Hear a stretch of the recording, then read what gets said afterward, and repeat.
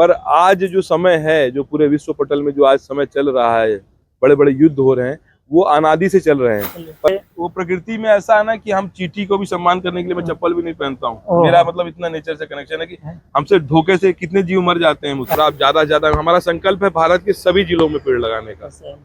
और ये मेरा जन चेतना का यात्रा 4-6 महीने का होता है। 4-6 महीना मैं हिमालय में रहता हूँ।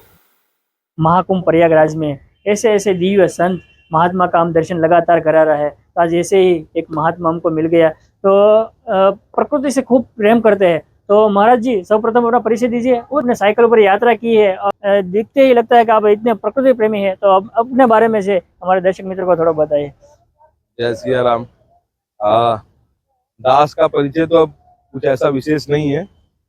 हम परशुराम कुंड, अरुणाचल प्रदेश हमारा गुरु स्थान है, नॉर्थ ईस्ट में पड़ता है। हम साइकिल यात्रा करके इस समय इस कुंभ में पहुंचे हैं। इस बार की यात्रा हम पंजाब से 1,500-2 हजार किलोमीटर चला के आए हैं। साइकिल अभी काउंट नहीं पता, और इस कुंभ के लिए विशेष आए हैं।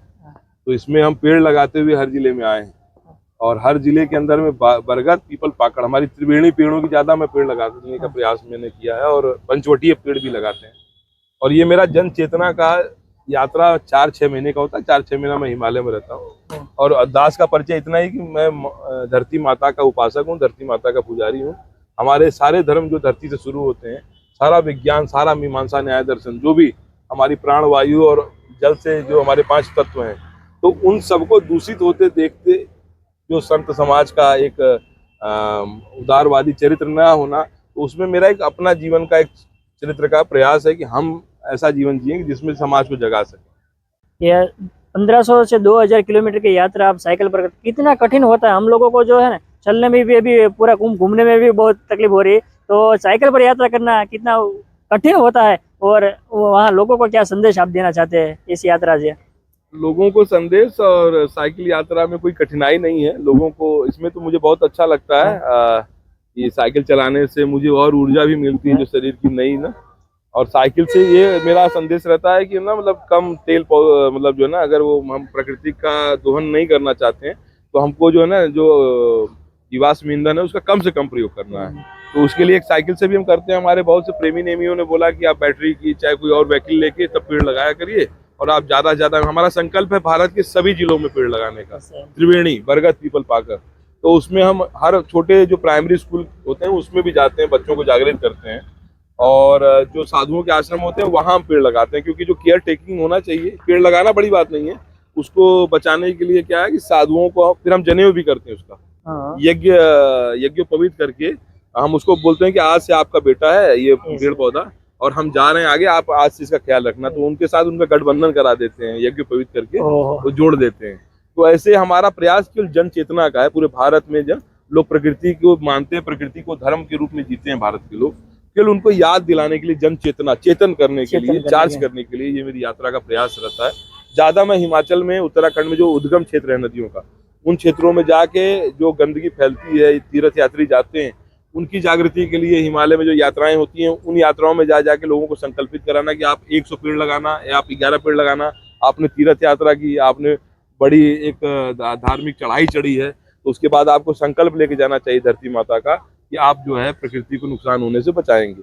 ये हमारा प्रयास रहता है। तो इस बार आप यहाँ जहाँ हैं, ये देवरावा बाबा का मंच भी है। हम लोग सारा कुछ इसमें नेचर फ्रेंडली बनाए हैं। आप जितनी हमारी कुटिया है, आप देखेंगे हमारा 80 से 85% का जो इसमें कार्य हो रखा है वो सब इको फ्रेंडली है, प्रकृति के साथ जुड़ा हुआ है। तो हम लोगों का यहाँ भी प्रयास है कि कम से कम हम दोहन कर सकें धरती माता का। और हम सभी से निवेदन भी यही करते हैं कि अगर हम ठीक समय पर नहीं चेते, तो हमारे जितने भी धर्म में ये बातें कही गई है मानवता के लिए, तो मानवता तरसेगी, और हम वो काम ना करें जो कालिदास जी ने किया था, जिस डाली में बैठे थे उसी को काट रहे थे। तो आज हम जिस प्रकृति की वजह से जीवित हैं, उसी को इतना दोहन कर रहे हैं, उसी का इतना जो है हम खंडन कर रहे हैं प्रकृति का ही। तो उसके बाद हमारी मानवता में अभाव हो जाएगा, कभी हमको सांस, हवा, पानी लेने के लिए भी तकलीफ ना हो जाए। इसके लिए ये यात्रा चल रही है। तो ये साइकिल से यात्रा करना इसलिए आप बोल रहे हैं ना कि कष्टकारी है, कोई कष्ट नहीं है। मैं सबसे और निवेदन करता हूँ कि आप थोड़ा अपने शरीर को जो है भौतिकवादी सुखों से कम करते हुए थोड़ा थोड़ा ऐसा कार्य करें जैसे प्रकृति को समर्थन भी मिले और आपके भी शरीर को अच्छा हो। क्योंकि हमारे देश में इस समय डायबिटीज और शुगर के पेशेंट बढ़ रहे हैं, जो ये राजसिक बीमारी है, और हमारे दूसरे देश पड़ोसी देश के यहाँ 12 घंटा काम कर रहे हैं लोग चीन में, और हमारे यहाँ 8 घंटा भी नहीं करना है। तो ये ठीक करें, अपना वर्क कल्चर ठीक करें, देश में मानसिक बौद्धिक स्तर इस कुंभ के द्वारा लोगों को मैं करता हूँ कि वो ठीक करें। जैसी तरह वो प्रकृति में ऐसा है ना कि हम चींटी को भी सम्मान करने के लिए मैं चप्पल भी नहीं पहनता हूँ। मेरा मतलब इतना नेचर से कनेक्शन है कि हमसे धोखे से कितने जीव मर जाते हैं मुझसे रोज, और फिर भी मैं कोशिश करता हूँ कि मुझे ठोकर लगे तो मैं बच के चलता हूँ देख के उस लोग, तो उसमें भी मैं देखता हूँ कि जो है कम से कम जीवों का ना वो मुझसे जो है धुआं हो।